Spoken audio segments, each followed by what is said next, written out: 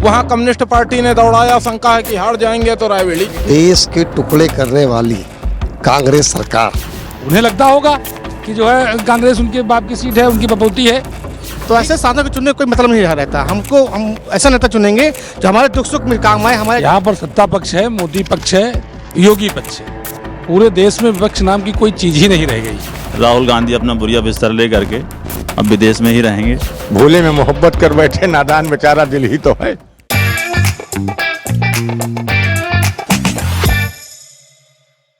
रायबरेली का लोकसभा चुनाव इस बार बेहद दिलचस्प है क्योंकि राहुल गांधी यहाँ पर एनडीए गठबंधन से प्रत्याशी हैं, तो वहीं दूसरी तरफ एनडीए गठबंधन की तरफ से बीजेपी ने यहाँ पर उतारा है अपने शानदार और कद्दावर नेता को।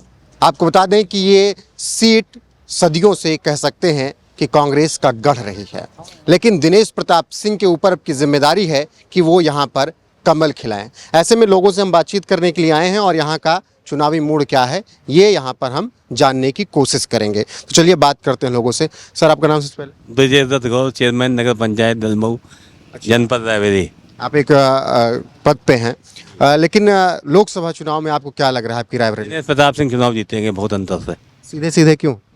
इन्होंने विकास किया है, काम किया है, इस वजह चुनाव जीतेंगे।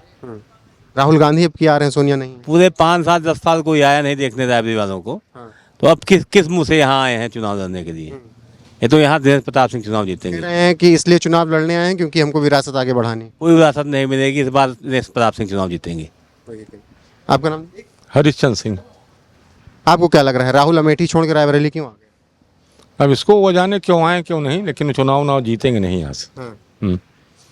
चुनाव दिनेश प्रधानमंत्री के काम पे या फिर दिनेश प्रताप सिंह के यहाँ पर लोकल काम? प्रधानमंत्री के काम पर और दिनेश प्रताप की छवि पे, दोनों पे दिनेश प्रताप सिंह चुनाव जीतेंगे। सोनिया गांधी इतने लंबे वक्त से यहाँ पर रही, उन्होंने काम नहीं किया? 5 साल आई नहीं, चुनाव जीतने के बाद 5 साल आई नहीं। कल आई तो थी। अब कल आई थी तो वो साल दूसरा था, साल दूसरा है। उनके आने हो जाने से वो तो अपने लड़के का नामांकन कराने आई थी, रायबरेली की जनता से मिलने थोड़ी आई थी, पुत्र मोह में आई थी। हाँ, लेकिन वो कह रहे हैं कि नहीं, रायबरेली की जनता हमारी बहुत दिल से हम उनको चाहते हैं। पत्र भी लिखा था कुछ दिन पहले, याद हो आपको, जब छोड़ी सीट तो? भावनात्मक पत्र तो सभी लिखते हैं, अब इससे कोई फर्क नहीं पड़ता है। पब्लिक है, सब जानती है अंदर क्या है बाहर क्या है। हाँ, सबको मालूम। तो पब्लिक अब की क्या जान रही है? पब्लिक रायबरेली की 2024 में भारतीय जनता पार्टी का कमल खिलाएगी। मैं रवि सिंह चौधरी, रायबरेली। मैं रायबरेली का आम नागरिक होने के नाते यह जानता हूं कि माननीय सोनिया जी 2019 में सांसद बनी और अपना जीत का प्रमाण पत्र लेने नहीं आई, उसके बाद रायबरेली तक नहीं आई, और सोनिया जी बाटला हाउस कांड में आतंकवादियों के लिए आंसू बहाया।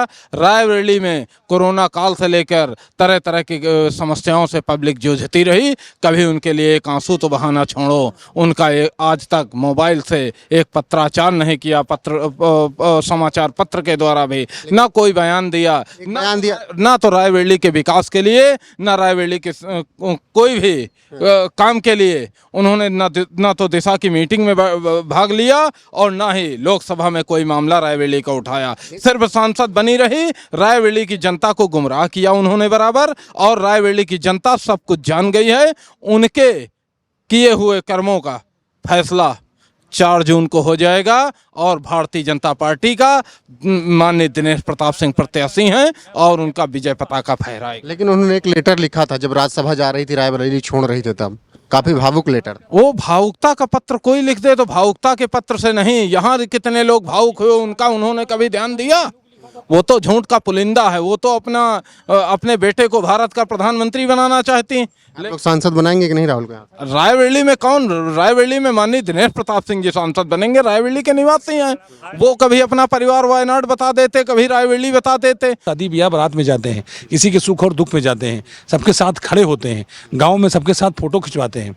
ये नेशनल लीडर तभी बनते हैं। एक से एक बड़े बाबूजी ने भी यात्रा की थी, बाबा साहब डॉक्टर BR अम्बेडकर ने भी पूरे देश का भ्रमण किया था, उनको भी नॉलेज था। अब नॉलेज विहीन लोग नेता कैसे बन सकते हैं? तो अब वो कांग्रेस का बुरिया बिस्तर बंधने का समय आ गया है। पूरे देश में कांग्रेस को भारतीय जनता पार्टी के कार्यकर्ताओं ने नेस्तनाबूद कर दिया है। ठीक है, अब ये कांग्रेस के ताबूत में रायबरेली कॉन्स्टिट्यूंसी आखिरी कील होगी। ये ठोक दी जाएगी अब की, अभी आप लोग देख लीजिएगा।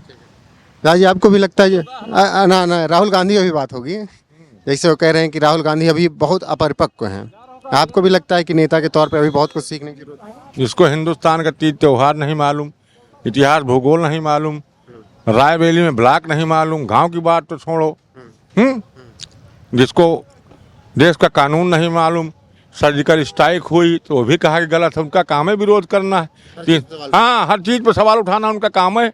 रामलला के दर्शन न करना हर काम है उनका, उल्टा है तो पब्लिक कहाँ से है? उनके पास कुछ है? कुछ नहीं है।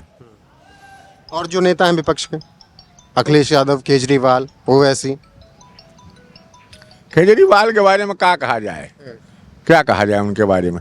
वो तो भोले में मोहब्बत कर बैठे, नादान बेचारा दिल ही तो है। हाँ, यही कहेंगे उनके बारे में।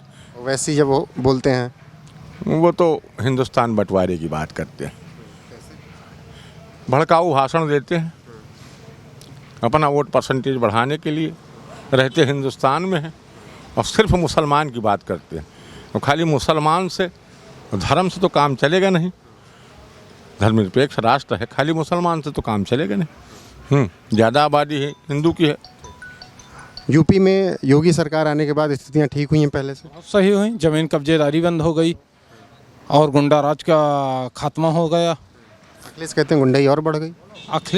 फिर बताइए, अखिलेश जी तो कहेंगे ही, क्योंकि वो ट्रेनें खड़ी करवा कर उनके कार्यकाल में लुटाई होती थी इटावा, मैनपुरी, कन्नौज में, तो उनको गुंडाई जब खत्म हुई तो अब अधिक दिखाई पड़ेगी, क्योंकि उनको सत्ता मिली तो थी नहीं जनता के संघर्ष से। वो तो माननीय नेताजी, इनके पिताजी मुख्यमंत्री थे, पहले राष्ट्रीय नेता थे राष्ट्र के, और इनको सत्ता हस्तांतरित कर दिया था माननीय नेताजी ने, इसलिए इनके बातें आ रही। आखिरी सवाल, बीजेपी को आप कितनी सीटें यूपी में देख रहे हैं, देश में कितनी देख रहे हैं, और रायबरेली कैसा नेता देख रहे हैं? रायबरेली में भारतीय जनता पार्टी की विजय पताका होगी। सीट कितनी टोटल 400 पार, उसमें भारतीय जनता पार्टी ही क्या, उत्तर प्रदेश पूरा समूचा राष्ट्र है, पूरा 80 की 80 क्यों नहीं, 400 पार हम जाएंगे। उत्तर प्रदेश मुख्य भूमिका निभाएगा, 80 की 80 तो रहेंगे। ठीक है, तो फिलहाल यहाँ पर रायबरेली के लोगों ने बताया कि किस तरीके से राहुल गांधी यहाँ पर आए, नामांकन किया, और फिर इसके अलावा उन्होंने दिनेश प्रताप सिंह को लेकर भी अपनी राय रखी, प्रधानमंत्री नरेंद्र मोदी को लेकर भी उन्होंने बातें की, और साफ तौर पर एक ही चीज़ कहना है कि नेता ऐसा चाहे जो हमारे बीच का हो, हमारे सुख दुख में वो शामिल हो। हमें ऐसा नेता नहीं चाहिए जो कि आए और फिर चला जाए, हम उसे ढूंढते रह जाएं। तो देखना होगा कि क्या कुछ होगा 4 जून को, रायबरेली किसके पक्ष में वोटिंग करता है, 4 जून को पता चल जाएगा। तब तक के लिए इंतज़ार करते रहिए। सहयोगी सौरभ श्रीवास्तव, पिंटू के साथ रोहित पांडे, रायबरेली।